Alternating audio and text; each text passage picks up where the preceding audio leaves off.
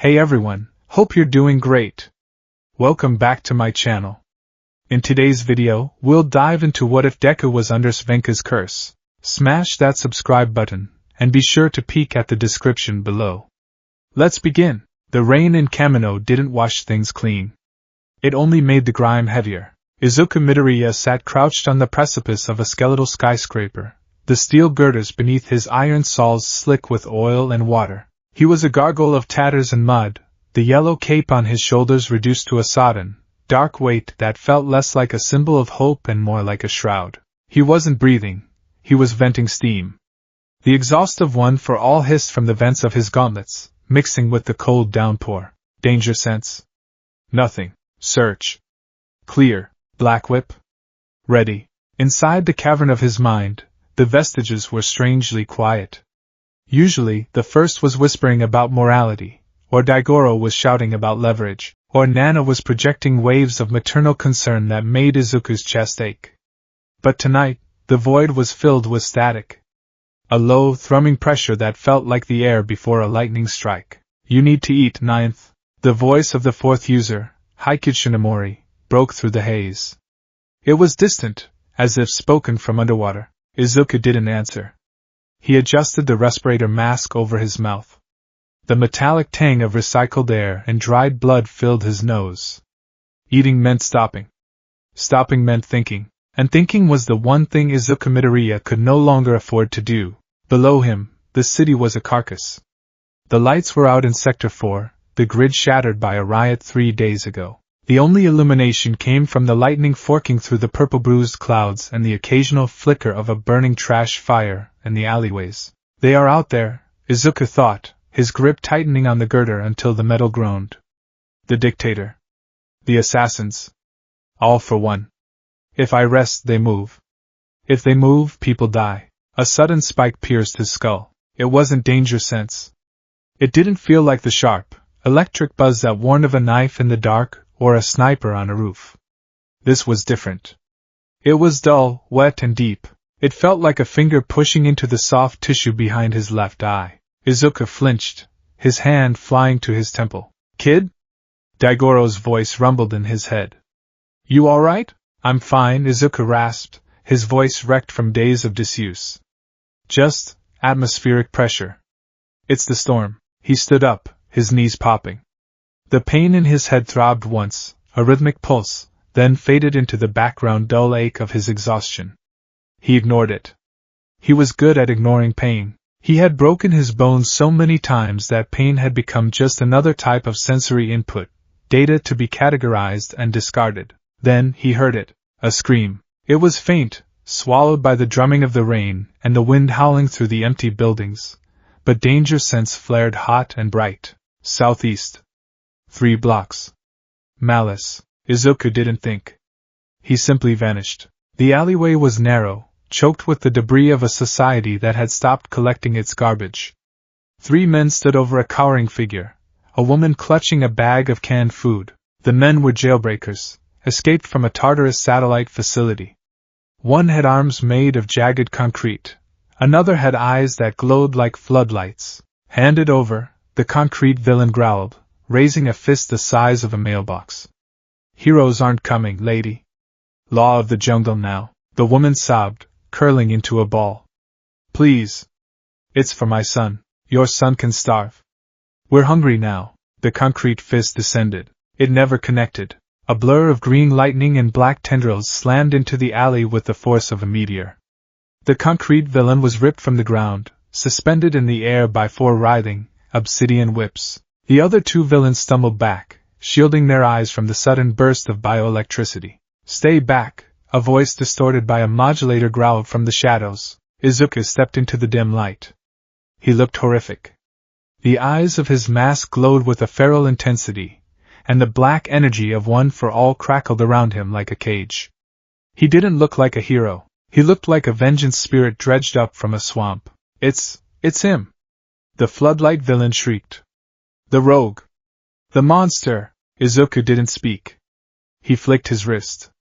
The concrete villain was thrown into the brick wall with a sickening crack, the masonry crumbling around him.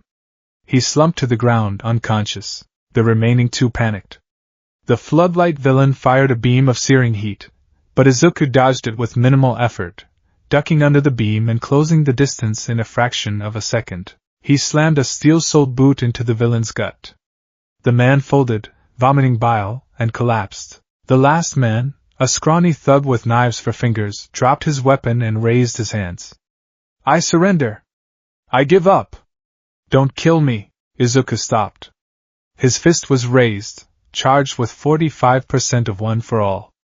The air pressure around his knuckles was distorting the rain. He surrendered, the first user whispered. Stand down, Izuku. But Izuku didn't lower his hand. He stared at the villain. In his mind, the villain's face morphed.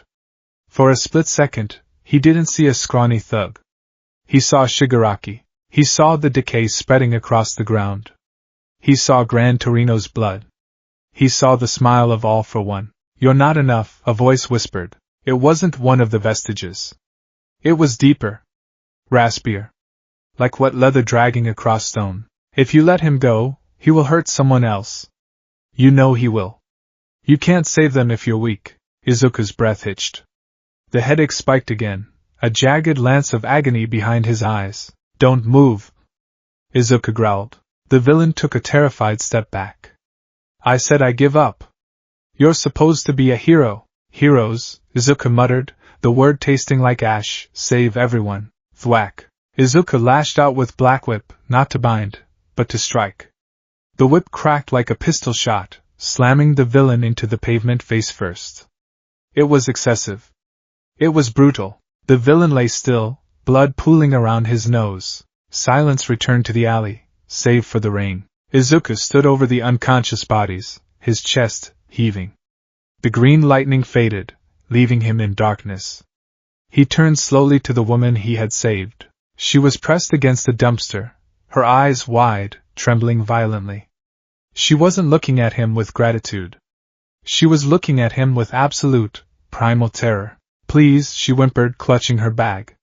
Don't hurt me. Izuku froze. The mask hid his expression, but his eyes widened. He reached a hand out, his glove stained with the mud and grime of the fight. I'm not. She flinched, squeezing her eyes shut, waiting for the blow. Izuku's hand hovered in the air. A cold realization washed over him, colder than the rain. She didn't see All Might's successor. She saw a villain. She saw a monster. Is there a difference anymore? The raspy voice in his head asked. He pulled his hand back. He didn't say a word. He couldn't. He engaged Fa Jean, crouched low, and launched himself vertically out of the alleyway, leaving the woman alone in the dark. He ran until his lungs burned. He bounded across rooftops, vaulting over ventilation units and swinging from water towers. He needed to get away from the look in that woman's eyes. He needed to be alone. You're losing control, Ninth, the second user said, his voice sharp. That strike was unnecessary. You could have concussed him severely. He was a threat, Izuku muttered to the wind. He was surrendering, Nana Shimura argued gently. Izuku, honey, you need to sleep. Your judgment is fraying. I can't sleep, Izuku snapped, landing hard on the roof of an abandoned municipal library. If I sleep, he finds me. He didn't specify who he was. Shigaraki? All for One?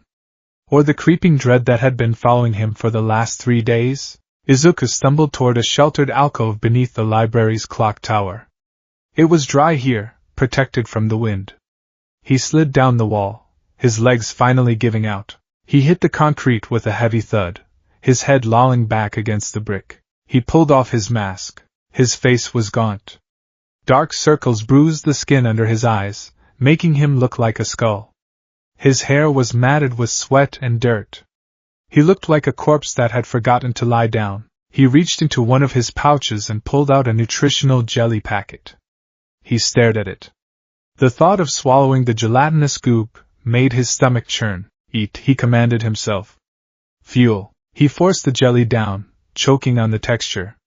As he swallowed, the headache returned. This time, it brought a sound. Tick. Izuku froze. He stopped chewing. Tick. It was the sound of a clock. Heavy. Mechanical. Wooden. Tick. Izuku looked up. He was under the library clock tower, but the tower had been destroyed in the war. The face of the clock had been blown off. The gears were rusted fused heaps of metal on the street below. There was no machinery working up here. Tick. The sound wasn't coming from above. It was coming from behind him. Izuku scrambled to his feet, spinning around, black whip flaring instinctively from his shoulders. "Who's there?" he shouted. There was nothing but the roof. Broken ventilation ducts. Piles of rubble. Shadows. Danger sense isn't triggering, he whispered to himself. Is it sound quirk? Someone messing with me? We don't hear anything, Izuku, the first user said, sounding concerned. What do you hear? The clock, Izuku said, his eyes darting around the dark rooftop. Can't you hear it? It's loud. There is no sound, ninth, the fourth said. Check your vitals. You are hallucinating from deprivation. Izuku rubbed his temples. Hallucinations. Of course. He had been awake for 72 hours straight. His brain was misfiring. He leaned back against the wall, sliding down again. Just a minute, he whispered. I'll close my eyes for a minute. He pulled his knees to his chest. The rain tapped a rhythm on the roof overhang. Tap. Tap. Tap. Tick. Tick. Tick. The rhythm changed. Izuku opened his eyes. He wasn't on the roof anymore. He was standing in the hallway of UA High. But it wasn't right. The lighting was wrong, dim, flickering, bathed in a sickly blue hue. The air was cold, freezing cold, and it smelled of sulfur and rotting flowers. UA? Izuku breathed. He looked down. He was no longer in his vigilante costume. He was wearing his gym uniform, but it was torn and wet. He took a step. The floor squelched. He looked down. The linoleum tiles were covered in a thick, slimy layer of black vines. They pulsed, as if alive, moving like snakes beneath his feet. Hello? Izuku called out. Aizawa-sensei? All Might? The hallway stretched infinitely in both directions. The lockers were rusted shut. Spores floated in the air like radioactive dust. Why are you here, Izuku? The voice came from everywhere and nowhere. It was the same raspy voice from before, but louder now. Closer. Izuku spun around. Who are you? Show yourself. You ran away, the voice taunted. You left them behind. Do you think that keeps them safe? Or does it just make it easier for them to die without you watching? Shut up! Izuku yelled. He tried to summon one for all. He felt for the stockpile of power, the burning sun in his chest. It was gone. Panic, cold and sharp, seized his heart. He looked at his hands. No lightning. No red veins of power. He was quirkless. Just like before. No, he gasped. No, not now. At the end of the hallway, a figure appeared. It was Kaken. Bakugo stood with his back to Izuku. He was wearing his winter hero costume. Kaken! Izuku cried, relief flooding him. He ran forward, his sneakers slipping on the black vines. Kaken, something's wrong. My quirk, it's gone, I don't know where we... Bakugo turned around. Izuku skidded to a halt, a scream dying in his throat. Bakugo's eyes were missing. The sockets were hollow, dark pits leaking black oil. His limbs were bent at unnatural angles, bones snapped like twigs. You're always in the way. Deku, the thing that looked like Bakugo gurgled. Blood bubbling from its mouth. Kaken. Izuku whimpered, backing away. You couldn't save me, the Bakugo thing rasped, stepping forward with a lurching, broken gait. You can't save anyone. You're just a pebble on the side of the road. Stop it! Izuku covered his ears. This isn't real. This is an illusion. Kai. Release. He tried the dispel method for mental quirks, but nothing happened. The hallway darkened. The black vines on the floor began to rise, curling around his ankles. Tick. The sound was deafening. Izuku looked past the broken form of Bakugo. Standing in the middle of the hallway, where the principal's office should be, was a grandfather clock. It was tall, made of dark, polished mahogany that seemed to absorb the light. It didn't belong here. It didn't belong in this world. The hands of the clock were moving fast, spinning counterclockwise. Tick. Tock. Tick. Tock. The door of the clock swung open. Inside, there were no gears. There was only a swirling mass of red energy and wet, glistening spiders. Izuku Midoriya, the voice boomed, vibrating in his very bones. Your suffering is delicious. The vines surged up, wrapping around Izuku's waist, dragging him down. He clawed at the floor, screaming, but he had no strength. He was weak. He was useless. All Might! He screamed like a child. The Bakugo thing lunged at him. Hey! The world snapped. Color rushed back. The cold blue light was replaced by the gray gloom of the rainy night. The smell of sulfur vanished, replaced by wet concrete. Izuku gasped, his eyes flying open. He scrambled backward, crab walking away from nothing. He was back on the library roof. There were no vines. No clock. No dead Kaken. Standing in front of him, soaked to the bone and holding a yellow plastic umbrella, was All Might. The former #1 hero looked skeletal, his face etched with worry. He had a bento box in his other hand. Young Midoriya! All Might dropped the umbrella and rushed forward, kneeling beside him. I found your GPS signal. You stopped moving. I thought. Izuku stared at him, his chest heaving, his pupils dilated to pinpricks. He couldn't speak. He could still see the hollow sockets of Bakugo's eyes. He could still feel the slimy grip of the vines on his legs. Get away, Izuku whispered. All Might froze. Izuku? It's me. It's All Might. I brought you food. You need to. I said get away. Izuku scrambled to his feet, stumbling. He backed toward the edge of the roof. You can't be here. It's dangerous. The villains are gone for now, my boy, All Might said softly, holding out his hands. Please. Look at yourself. You're shaking. You're bleeding. Izuku reached up to his face. He wiped his nose. His glove came away red. It wasn't just a little blood. A thick, dark stream was pouring from his left nostril, dripping over his lips and onto his chin. Izuku stared at the blood. It looked too dark. Almost black. Tick. He heard it again.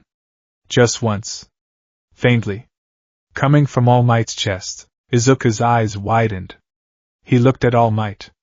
For a second, just a fraction of a second, All Might's face flickered. The skin seemed to melt, revealing a skull beneath. No, Izuku choked out. Stay back. Don't come near me. Izuku, please. All Might took a step forward, desperation in his voice. Let me help you. You don't have to carry this alone. I do.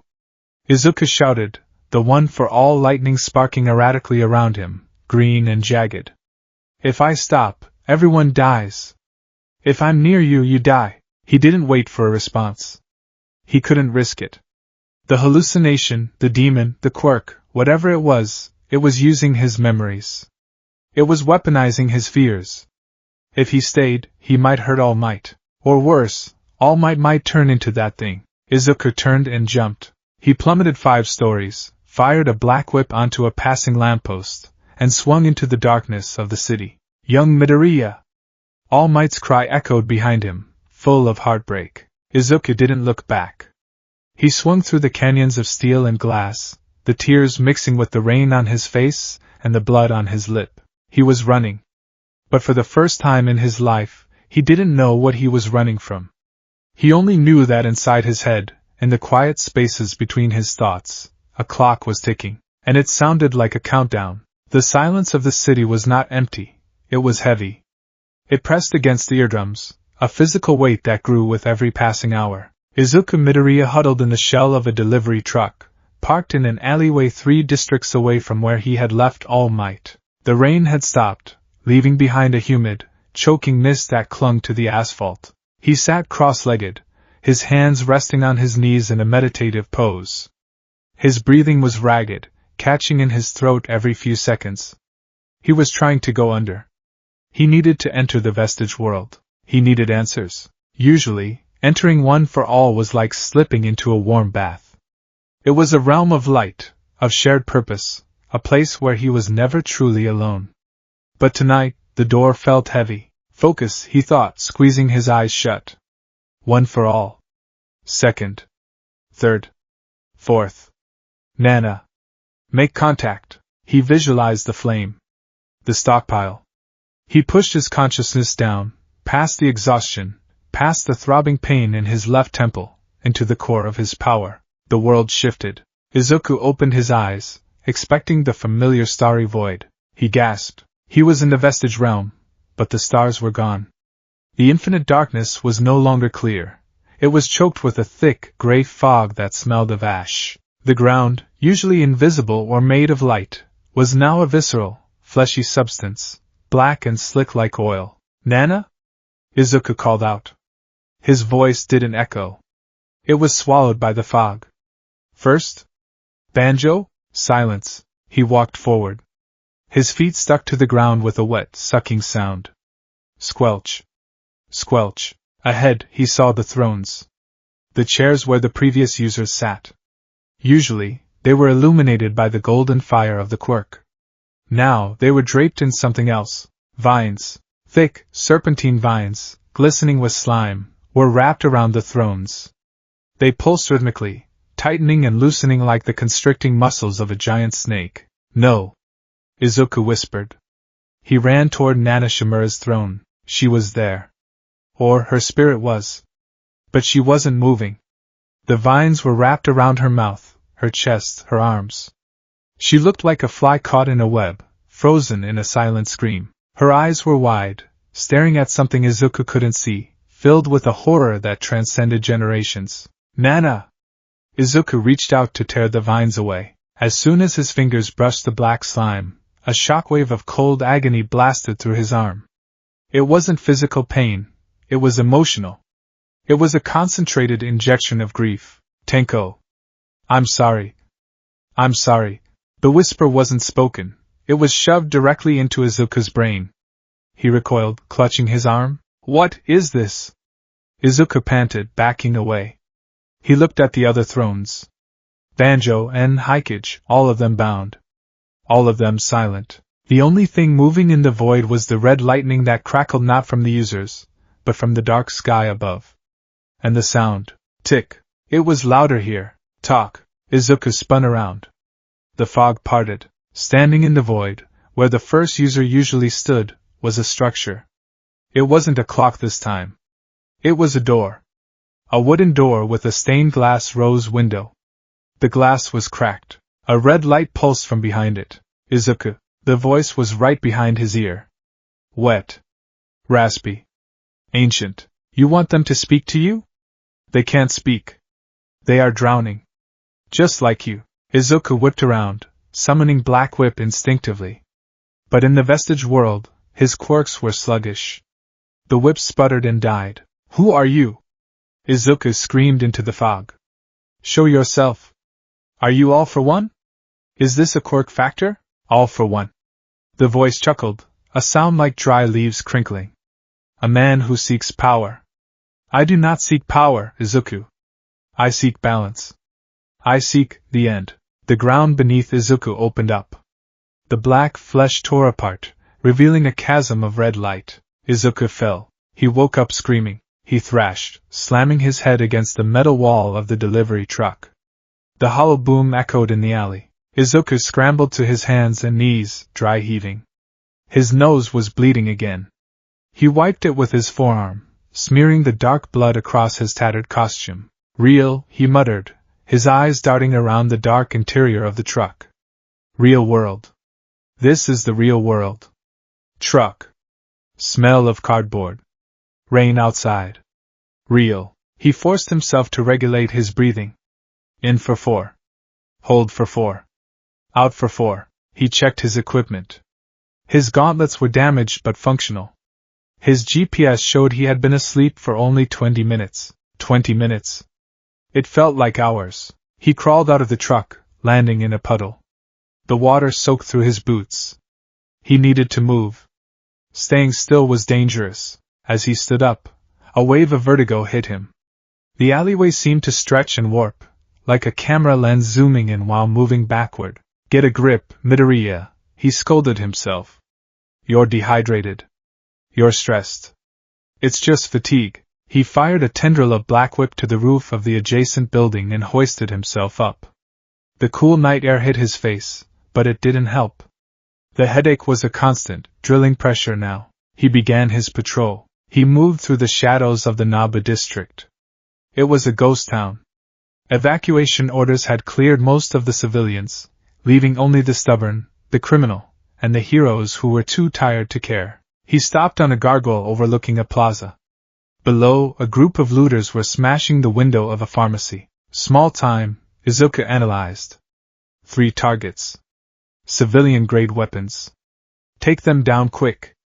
Don't engage in conversation. He leaped. He landed in the center of the group, the shockwave of his landing shattering the glass they were trying to break. The looters scrambled back, dropping their crowbars. It's the vigilante! One shouted. Izuku didn't waste time.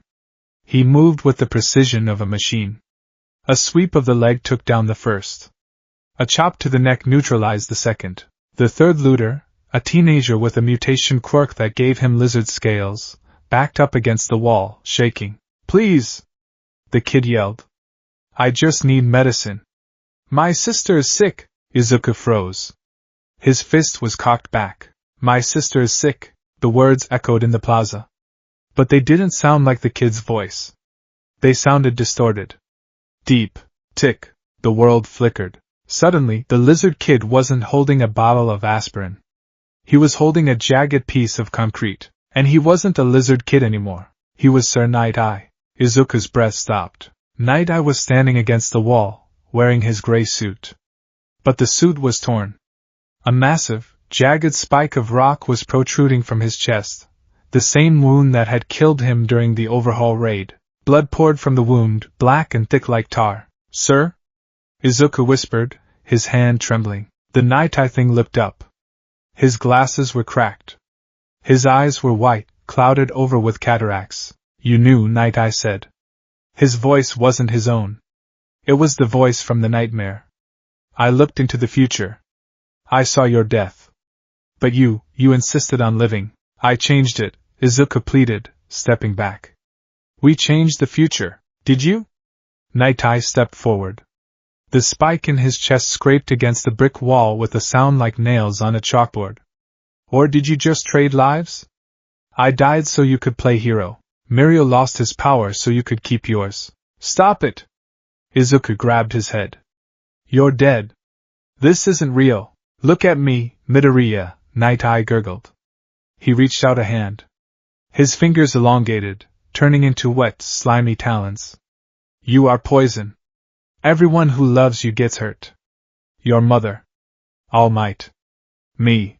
Izuku squeezed his eyes shut. Danger sense. He screamed internally. Nothing.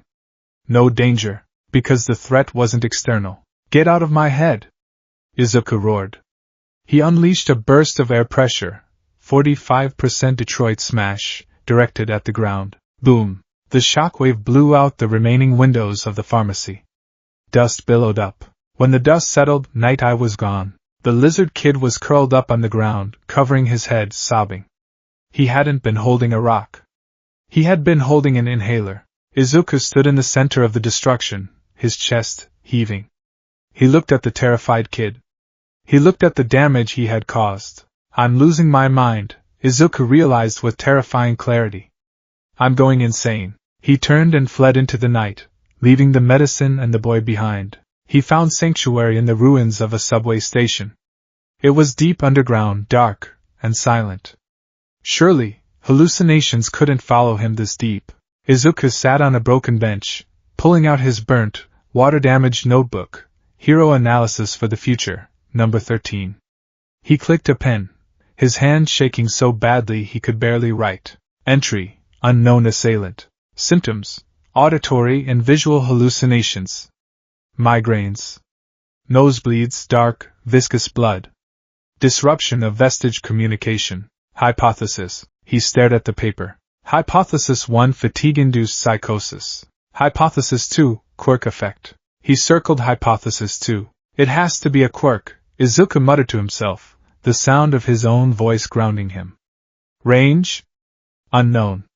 Type? Emitter, likely mental. The villain must have tagged me during the Tartarus breakout. Maybe someone I didn't see. A stealth operative. He started scribbling furiously. Must be similar to Shinso's brainwashing or the villain from the forest training camp. Mustard? No, that was gas. This is targeted.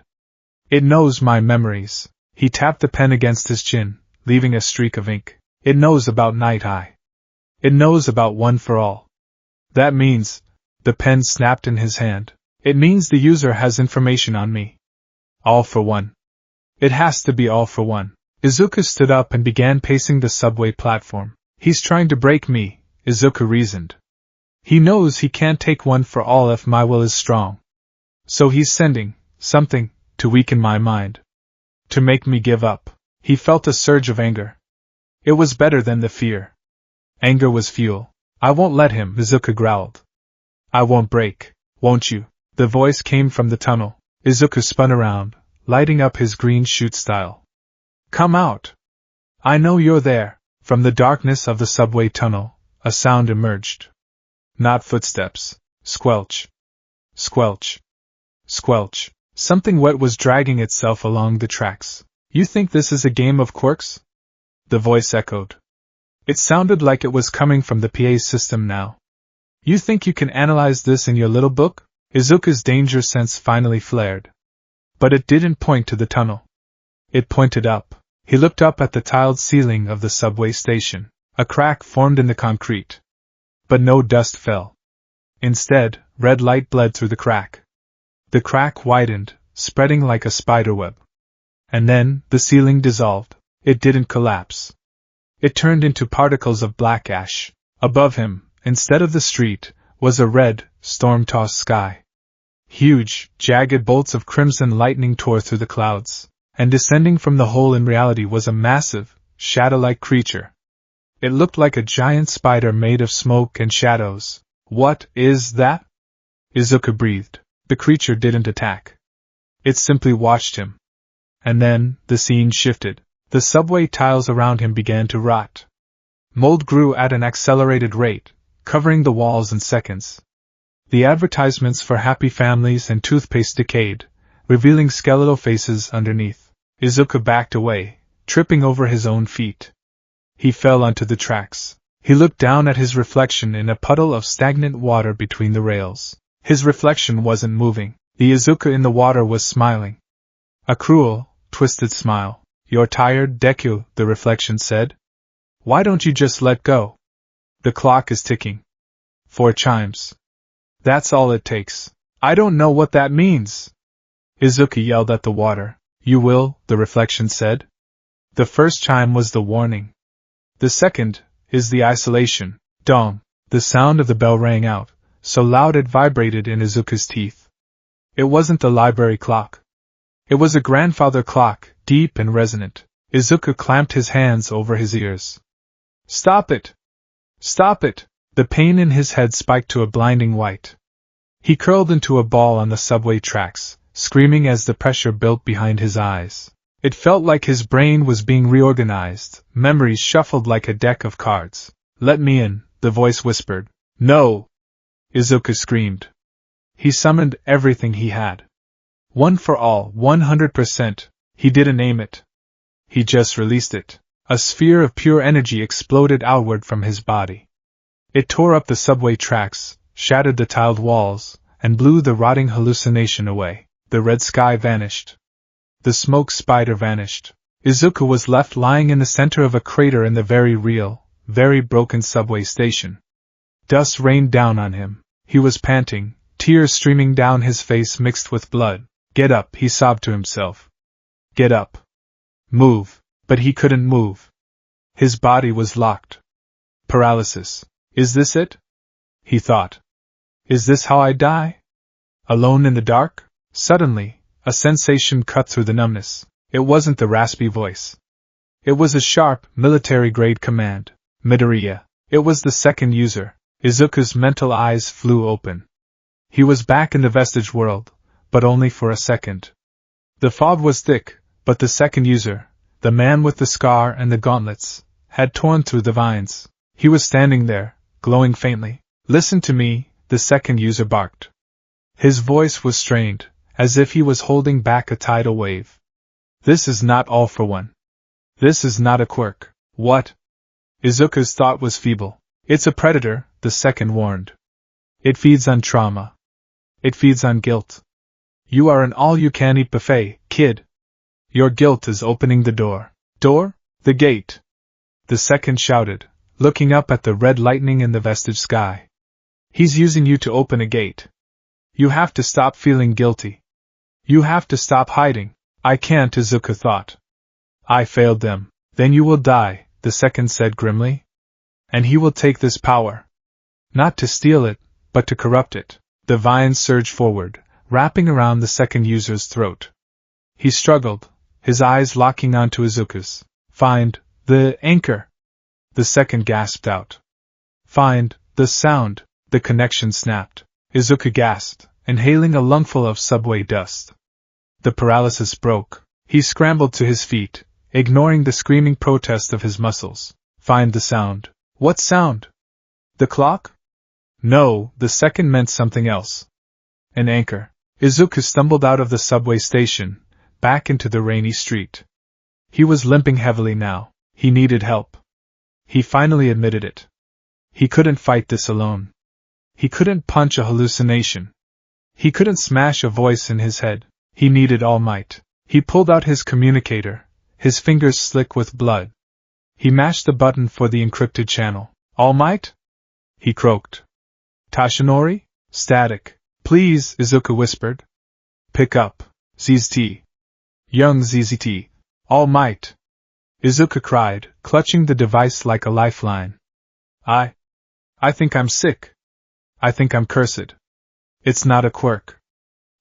He stopped. Standing under the streetlight at the end of the block was a figure. It was All Might. Izuku's heart soared. All Might. He took a step forward. But then, All Might's head tilted. It kept tilting. Past the point of bone structure. It snapped to the side at a 90-degree angle. Tick. The streetlights exploded, showering the street in sparks and glass. Darkness swallowed the block. When the sparks faded, All Might was gone. In his place stood a grandfather clock, and the door was open. Izuku dropped the communicator. He turned and ran. He ran blindly, without direction, without hope. He ran until the city became a blur of gray and black. He didn't notice that he had dropped his communicator. He didn't notice that the line was still open. On the wet pavement, the small device crackled. Izuku? Izuku? Answer me. I have your location. I'm coming. Stay where you are. All Might's frantic voice shouted into the empty night. But Izuku was already gone, lost in the labyrinth of his own mind, chased by the ticking of a clock that only he could hear. The GPS signal on the dashboard of the armored vehicle, affectionately dubbed Hercules by its creator, Melissa Shield, was a erratic, blinking red dot. It didn't pulse with a steady rhythm. It flickered, jumped, and ghosted, as if the device transmitting it was phasing in and out of reality. Tashinori Yagi gripping the steering wheel, his knuckles white against the leather. The rain had turned the streets of the ward into rivers of oil-slick darkness. The windshield wipers thrashed back and forth, fighting a losing battle against the deluge, their rhythmic thwumpus sounding uncomfortably like a slow, laboring heartbeat. Come on, my boy, Tashinori whispered, his voice raspy. Stay still. Just for a moment. He looked terrible. The former symbol of peace was a shadow of his former self, a skeleton in a baggy yellow raincoat. His eyes, usually bright blue sapphires of hope within the shadows of his sockets, were dull and rimmed with red. He hadn't slept in 40 hours. Not since Izuku stopped answering the radio. He glanced at the passenger seat. Lying there was the shattered remains of Izuku's communicator, which Tashinori had found in the middle of a street 2 hours ago. It was crushed, as if stepped on by something heavy. Or something angry. Beside the broken tech sat a bento box. It was wrapped in a cheery All Might-themed cloth, a relic from a happier time. Inside was katsudon, pork cutlet bowl. Izuku's favorite. Tashinori had made it himself, clumsily, in the kitchenette of the secure safe house. It wasn't perfect, but it was warm. It was an offering of peace. The GPS dot stopped. Location, Dagoba Municipal Beach Park. The ruins of the pier. Tashinori slammed on the brakes. The heavy vehicle hydroplaned slightly before correcting. He killed the engine and the lights, plunging the car into silence. Dagoba Beach. Where it all started. Where he had told the quirkless boy that he could be a hero. It was fitting, in a tragic way, that Izuku would retreat here, a homing pigeon with broken wings returning to the nest. Toshinori grabbed the bento box and opened the door. The wind hit him like a physical blow, threatening to knock his frail body over. He pulled his coat tighter and stepped into the storm. The beach was a graveyard of memories. Once, Izuku had cleaned this place. He had hauled away mountains of trash, fridges, and tires, revealing the pristine sands beneath. But since the war, since the collapse of society, the trash had returned. It washed up from the bay, debris from destroyed buildings, sunken ships, the flotsam of a broken Japan. Toshinori climbed over a pile of rusted steel beams, his breath coming in shallow wheezes. Midoriya? He called out. The wind snatched the name away. He saw a flicker of green lightning near the old concrete pier supports. It was faint, sputtering like a dying bulb. Toshinori slid down a dune of sand and garbage, landing in the wet muck below the pier. It was darker here, sheltered from the street lights above. The smell was potent, salt, rot, and rust. Izuku was huddled in the corner where two concrete pillars met. He wasn't sitting, he was curled into a tight ball, his arms wrapped around his head, rocking back and forth. The dark Deku costume was in tatters. The cape was gone. The metal respirator was hanging off one ear, revealing a face that was pale, gaunt, and smeared with dried blood.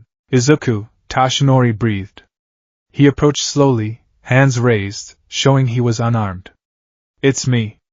It's All Might. Izuku stopped rocking. He didn't look up. Go away, the boy croaked. His voice sounded like it had been dragged through gravel. Not real. You're not real. I am real, Toshinori said, his heart breaking. He knelt in the wet sand, a few feet away. I'm here. I'm not a vision. I'm not a quirk. Izuku slowly lifted his head. His green eyes were bloodshot, the pupils dilated so wide they were almost black.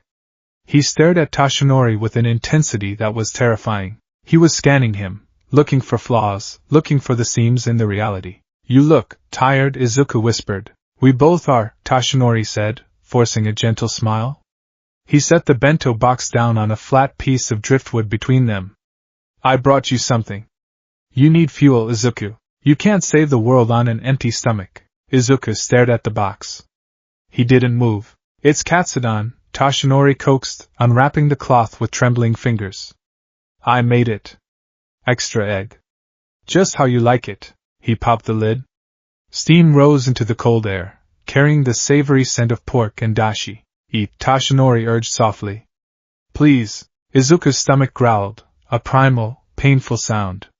His body was starving. The biology was demanding sustenance. Izuku reached out a shaking hand. The iron gauntlet was cracked, exposing his scarred knuckles. He reached for the chopsticks. Thank you, Izuku mumbled, his defenses lowering for just a second. I am hungry. He looked down at the food. Izuku's POV. The smell hit him first. It wasn't dashi. It wasn't pork. It was the smell of the morgue. The smell of the hospital room where Gran Torino lay dying. Formaldehyde. Sulfur. Wet earth. Izuku blinked. The steam rising from the box wasn't white. It was a sickly green mist. He looked at the pork cutlet. It wasn't meat. It was gray, necrotic flesh. It was pulsing. Eat it, Izuku, a voice whispered from the shadows of the pier. Consume the rot. It's what you are. Izuku froze, his chopsticks hovering over the box. Izuku? All Might's voice sounded distorted. Deep. Warped, like a tape recording played too slow. What's wrong? Dig in. Izuku looked closer at the rice. The grains weren't rice. They were eggs. Tiny, white, translucent eggs. And they were hatching. Thousands of tiny legs burst from the white spheres. Spiders. Black, glistening spiders with red hourglasses on their backs. They swarmed over the gray meat, spilling over the sides of the bento box, scurrying onto the driftwood. No, Izuku whispered. It's good for you, All Might insisted. He reached out a hand to touch Izuku's shoulder, but it wasn't a hand. Izuku looked up at his mentor. All Might's face was melting. The skin was sliding off the bone like hot wax. His blue eyes fell out of their sockets, dangling by optic nerves, swinging like pendulums. Tick. Tock. The pendulum swung in time with the sound. All Might's jaw unhinged, dropping to his chest. Inside his mouth, there was no tongue. Just a clock face. You failed me, Ninth, the All Might thing gurgled. You let me break. Look at me. I am broken because of you. The spiders began to crawl up Izuku's arm. He could feel their tiny legs pinching his skin through the tears in his suit. He could feel them trying to burrow into his pores. Get off! Izuku screamed. Panic, blind and white-hot, seized him. He didn't see his mentor anymore. He saw a monster. He saw the manifestation of his failure coming to collect the debt.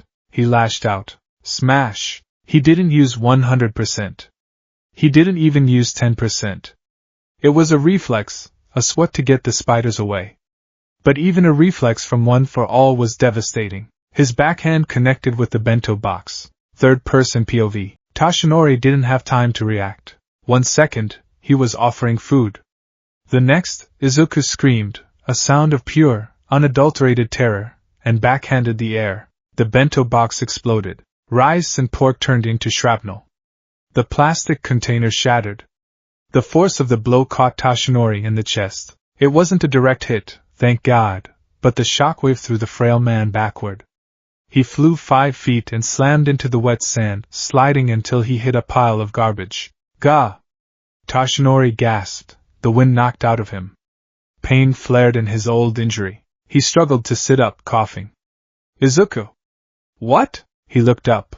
Izuku was standing now. He was hyperventilating, clawing at his own left arm as if trying to rip something off his skin. Get them off! Get them off! Izuku shrieked, tearing at his costume until he drew blood. They're inside. They're under the skin. There's nothing there. Toshinori shouted, trying to stand, but his legs were shaking. Izuku, stop. You're hurting yourself. Izuku looked up. His eyes locked onto Toshinori, but he didn't lower his guard. He raised his hands, black whip erupting from his back. The tendrils weren't controlled. They lashed out wildly, cracking against the concrete pillars, pulverizing the stone. Don't come near me! Izuku yelled. I know what you are. You're the clock. You're the trick. I am Toshinori Yagi. All Might cried out, ignoring the danger, stepping toward the thrashing boy. I am your teacher. Look at me. Izuku blinked. For a second, the green light in his eyes wavered. Teacher? Inside the storm of his mind, a door cracked open. The vestige world. The static was deafening. It sounded like a radio tuned between stations, screaming at maximum volume. Izuku's consciousness was floating in the dark void. The black vines were everywhere now, choking the light of the previous users. Ninth. Listen to me. The second user, the Scarface resistance leader, was fighting. He wasn't sitting on his throne. He was standing in front of Izuku's mental avatar, holding back a wall of black sludge with his own quirk, gearshift. He was accelerating the air to create a barrier. This is not a hallucination. The second user roared, his voice cutting through the noise. And it is not a quirk. What is it then? Izuku's avatar cried, clutching his head. I'm going crazy. I heard All Might. You are not crazy, the second said, straining against the pressure. You are being hunted. This feels old. It feels like something from before quirks. Before the glowing baby. The third user appeared beside him. It's psychic predation, he yelled. It's bypassing the quirk factor entirely and attacking your amygdala. It wants you to despair. Ninth. Why? Izuku wept. Why me? Because you carry the weight of the world, the second said grimly. And that weight is heavy enough to break the barrier between dimensions. The black sludge surged. The second user's barrier began to crack. Wake up. The second commanded. Don't believe the eyes. Believe the gut. Run, kid! Run before he takes your body. Reality. Izuku gasped, the air rushing into his lungs as if he had been drowning. He looked at All Might. The hallucinations flickered. He saw the melting face, but then he saw the real face. Toshinori, terrified, covered in sand and spilled rice, holding his chest. Guilt crashed into Izuku like a freight train. All Might. Izuku whispered. He took a step forward. Then, the headache returned. A spike. A drill. Tick. Just 3 more. The raspy voice whispered. Izuku fell to his knees, clutching his head. He screamed, a sound that tore his throat raw. Make it stop. Make the clock stop. Izuku! Toshinori lunged forward, grabbing the boy by the shoulders. What clock? Tell me. How do I fight it? Izuku looked at him, tears streaming down his face, mixing with the blood from his nose and the mud from the beach. He wants the door, Izuku babbled, his eyes unfocused. The grandfather clock. It chimes 4 times. I heard one. I heard one. Who is he? Toshinori shook him. Shigaraki? AFO? No, Izuku whispered. He looked past All Might, staring into the darkness of the ocean. The sorcerer. The one who whispers. Suddenly danger sense flared. But not from a villain. From himself. Izuku realized with a jolt of horror that Blackwhip was moving on its own. A black tendril was rising behind All Might, sharpening into a spear tip. It was aiming for All Might's back. Do it, the voice said. End his suffering. He is pathetic like this. No! Izuku roared. He grabbed the rogue tendril with his own hands, physically wrestling his quirk away from All Might. I can't control it, Izuku sobbed. He shoved All Might away, using 5% of his power to push the frail man gently but firmly back onto the sand. I can't be near you. I'll kill you. I'll kill everyone. Izuku, don't you dare leave. All Might shouted, scrambling up. It's catching up. Izuku backed away, his boots skidding in the sand. The clock is here. I have to go. I have to run until the ticking stops. He turned. Green lightning crackled around his body. Clock! Izuku screamed one last cryptic warning. 4 chimes. Don't let me hear the 4th. Then, with a sonic boom that kicked up a wall of sand and water, he was gone. Launching himself into the air, disappearing into the storm clouds. Toshinori Yagi was left alone under the pier. The silence returned, broken only by the sound of the rain and the distant waves. He sat in the sand, his expensive raincoat ruined, his heart pounding a frantic rhythm against his ribs. He looked at the mess around him. The shattered bento box. The spilled food. The deep gouges in the concrete pillars where Blackwhip had lashed out. He felt a wetness on his cheek that wasn't rain. He wiped it away. Tears. I couldn't save him, he whispered to the dark. I was right there, and I couldn't reach him. He looked down at the sand where Izuku had been kneeling. There, scratched frantically into the wet earth, were symbols. Izuku must have done it while he was rocking back and forth, before Toshinori approached. It wasn't Japanese.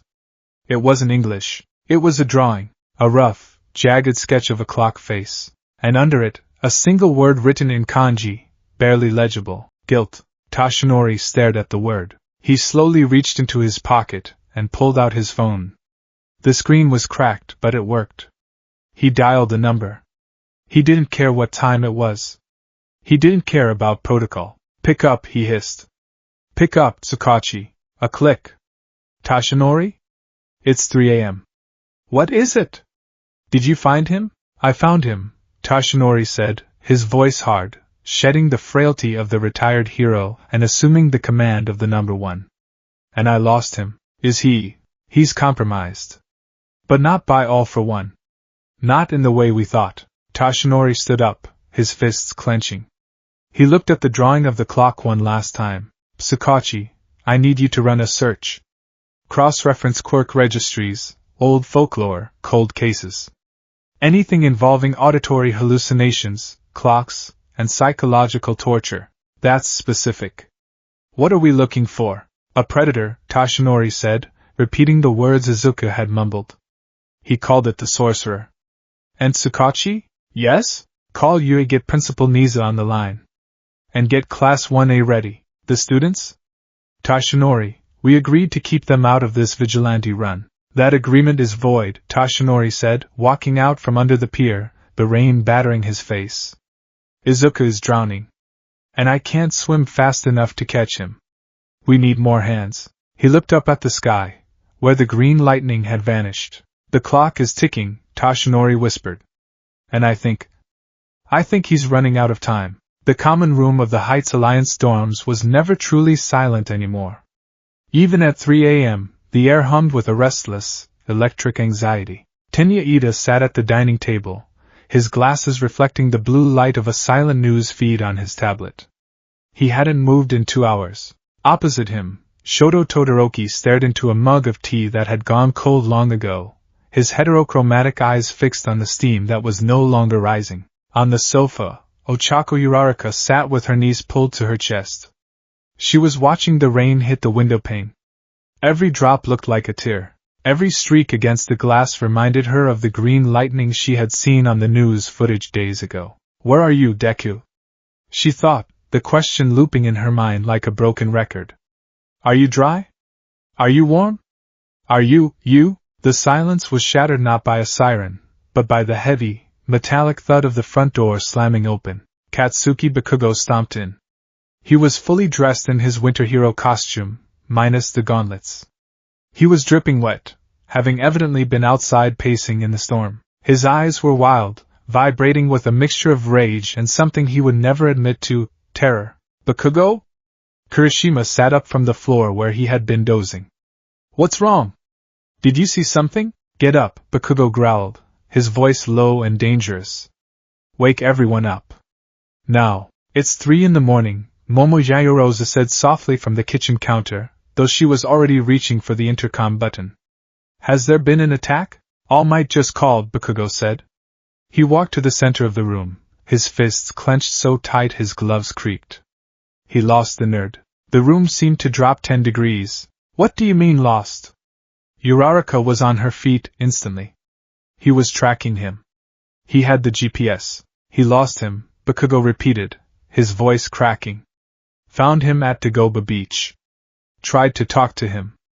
And the idiot attacked him. Midoriya attacked All Might? Ida stood up, knocking his chair over. That's impossible. He would never. He did, Bakugo snapped. All Might said he was hallucinating. Screaming about clocks and spiders. He said he looked.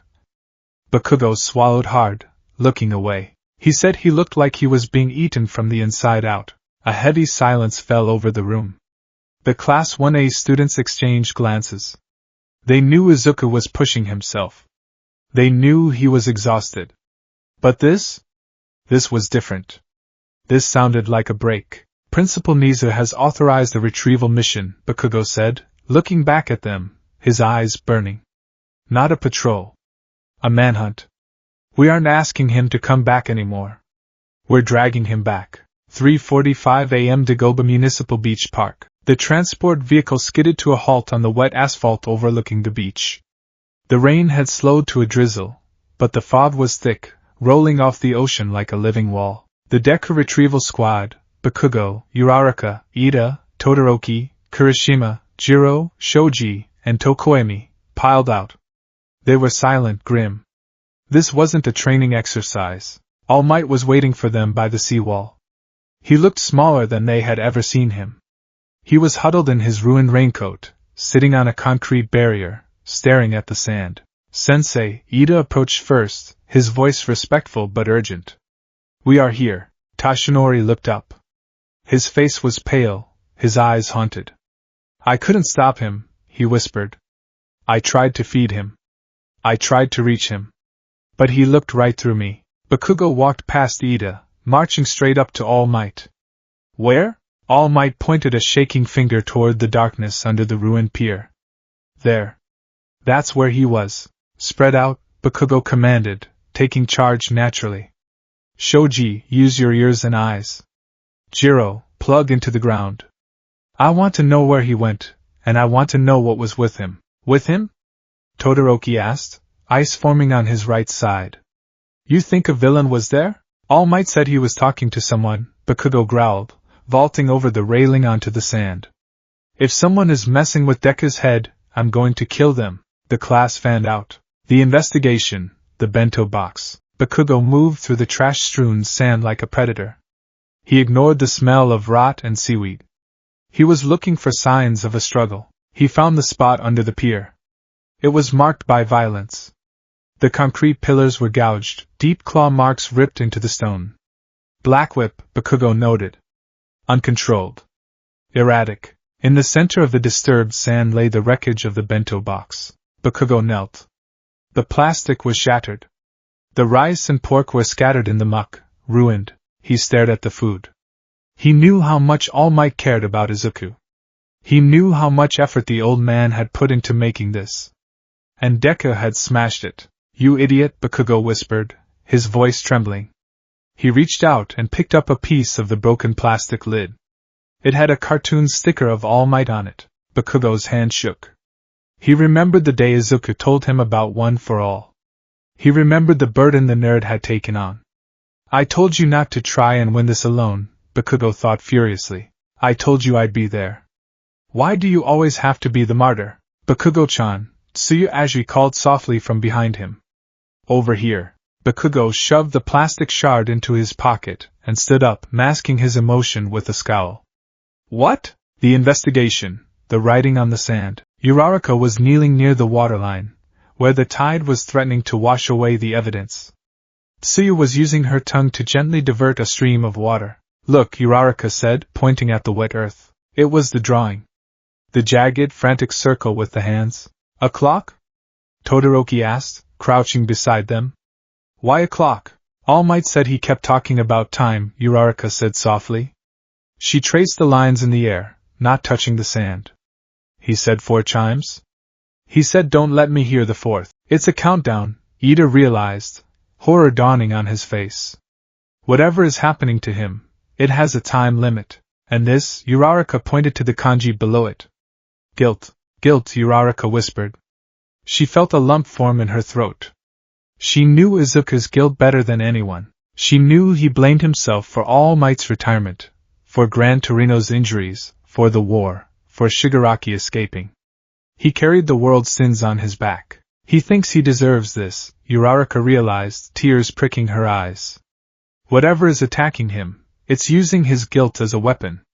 It's telling him he's bad. That's psychological warfare, Todoroki said, his voice cold.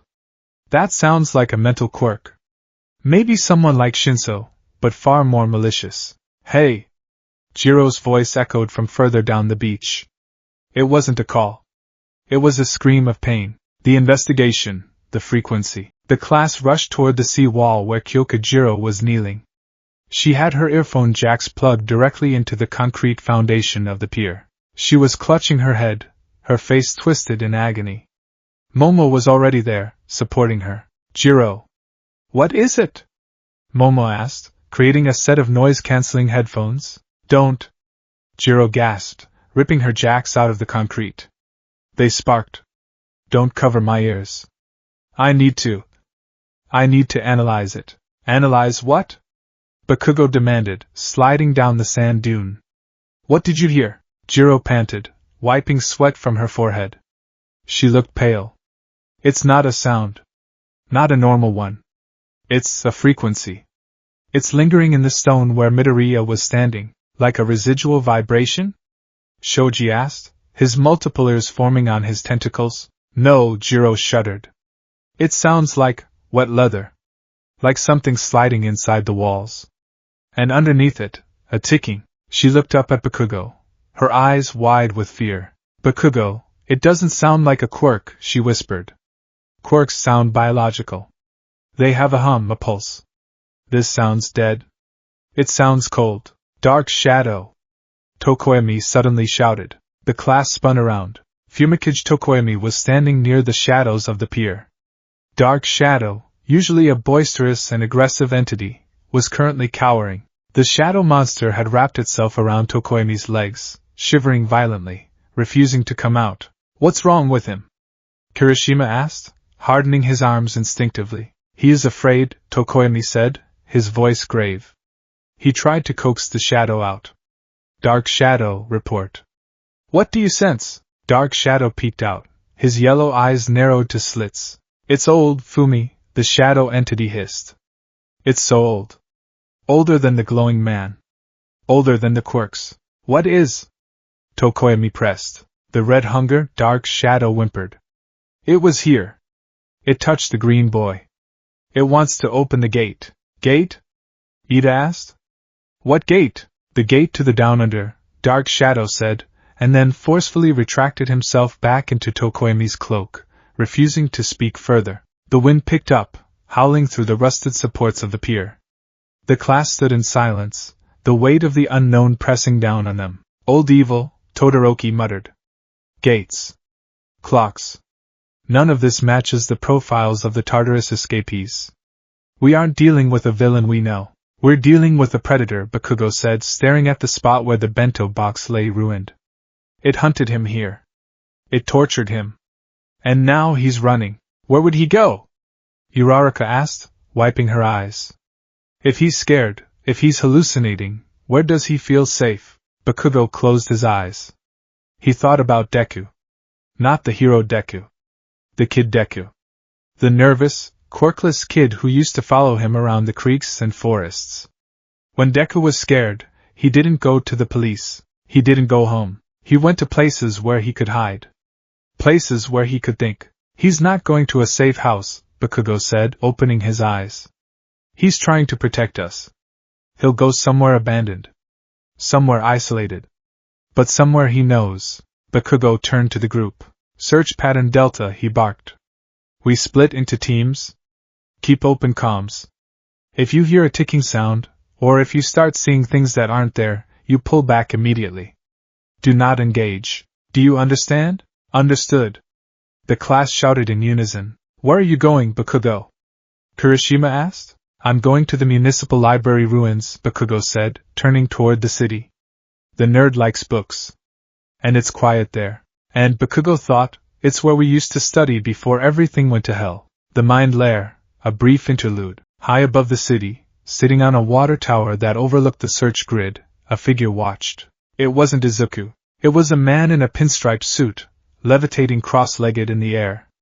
But if anyone looked closely, they would see that his skin was rotting, and vines were moving beneath his collar. He wasn't really there, of course.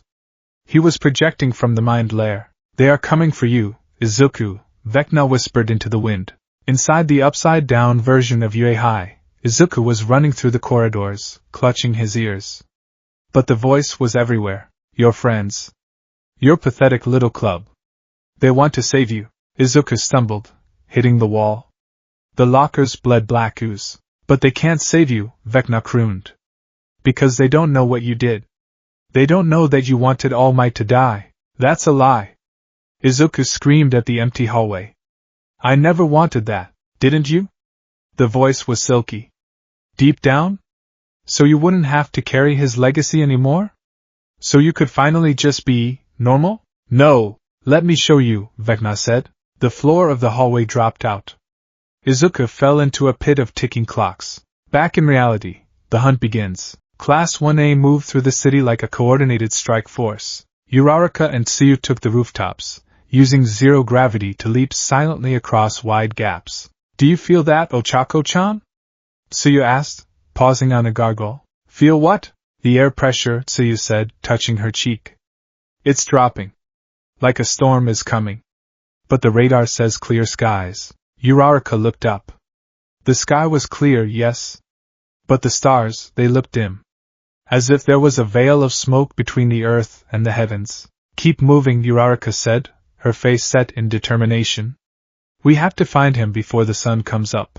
Sector 4, the industrial district. Todoroki and Ida were sweeping the ground level. Ida used his engines at low power to glide silently.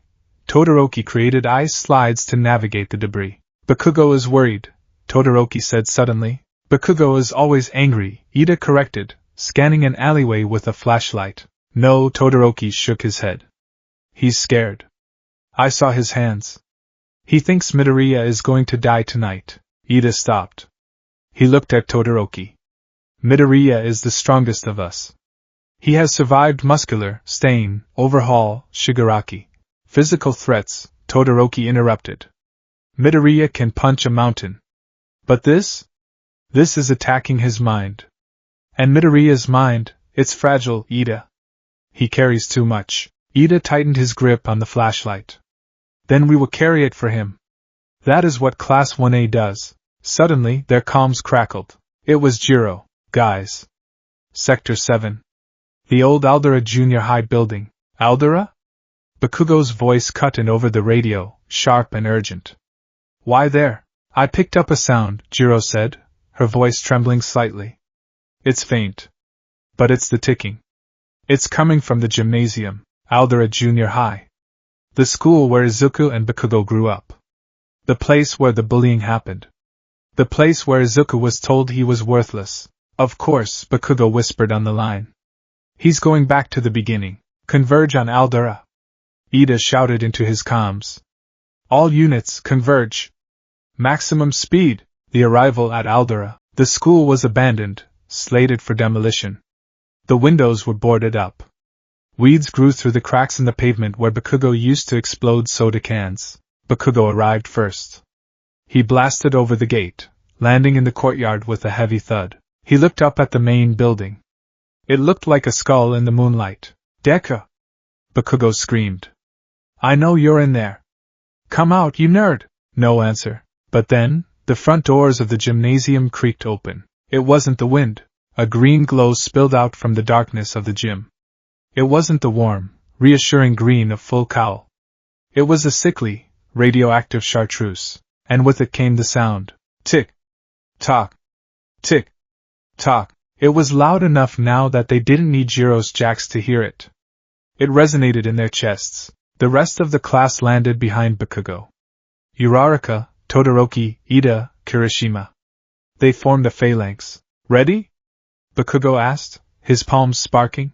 Ready, Uraraka said, floating a pile of debris around her as ammo. Then let's go get our idiot back. They charged into the gymnasium. Inside, the air was freezing. The floor was covered in a thin layer of mist. In the center of the basketball court, suspended in the air by tendrils of black whip that were hooked into the rafters, was Izuku. He was hanging limp, like a puppet with cut strings. His head hung low. Midoriya! Uraraka cried, running forward. Wait!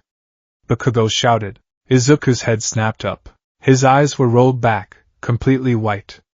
Blood poured from his nose and ears. And behind him, looming like a shadow on the back wall of the gym, was the silhouette of a grandfather clock. The clock chimed. Dong! The second chime. The floor of the gymnasium erupted. Massive, fleshy black vines burst from the wood, thrashing like tentacles. It's a trap!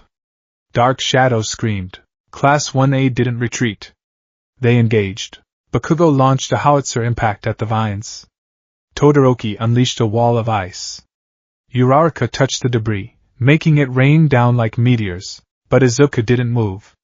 He just hung there, suspended in the air, his white eyes staring at a world they couldn't see. Help me! The whisper was barely audible over the chaos of the battle. But Bakugo heard it, and for the first time since Kamino, Katsuki Bakugo felt true fear. Because he realized that the enemy wasn't the vines. The enemy was inside Deku's head, and they had no idea how to fight a war in there. The air in the Aldera Junior High Gymnasium was not air. It was a suspension of ice crystals, dust, and a palpable, heavy dread that tasted like copper on the tongue. To the students of Class 1A, the scene was a tableau of nightmares. The wooden floorboards of the basketball court, warped by years of neglect, had exploded outward. From the earth beneath, a writhing forest of black, fleshy vines had erupted, twisting into the rafters like the fingers of a buried giant. And in the center of this thicket, suspended 10 feet in the air by his own quirk turned against him, was Izuku Midoriya. He hung like a broken marionette. Black whip tendrils, usually an extension of his will, were now his cage. They were wrapped tight around his wrists and ankles, tethered to the steel beams of the ceiling. His head lolled forward, chin resting on his chest. DKU. Katsuki Bakugo didn't wait for a plan. He didn't wait for Ida's signal. He launched himself forward, explosions popping from his palms like gunfire. AP shot, autocannon. He unleashed a rapid-fire barrage of concentrated blasts aimed at the black vines holding Izuku.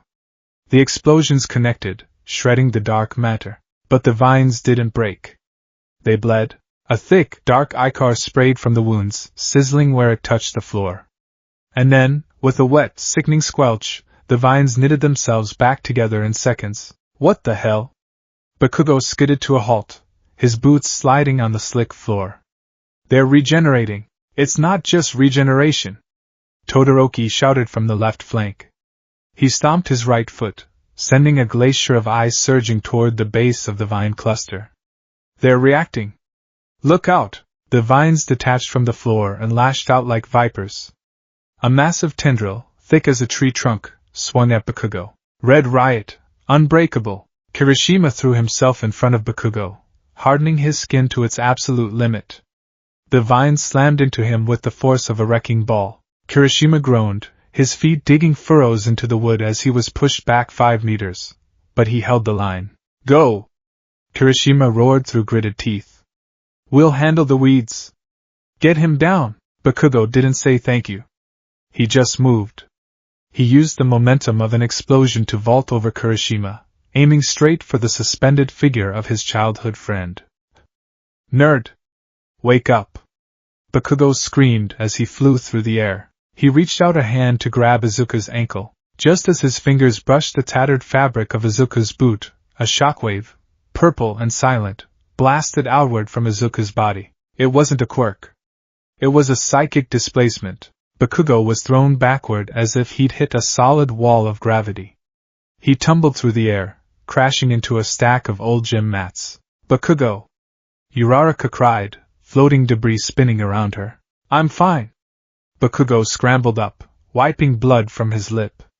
He looked up at Izuku. Izuku hadn't moved. He was still hanging there. But now, his eyes were open. They were rolled back, completely white.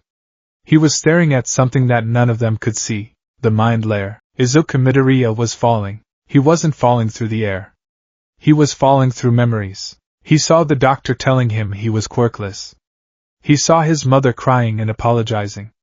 He saw the slime villain suffocating him. He saw All Might deflating in the steam. He saw Sir Nitai's cold hand. He saw the dust of the crumbling city. Then, he hit the ground.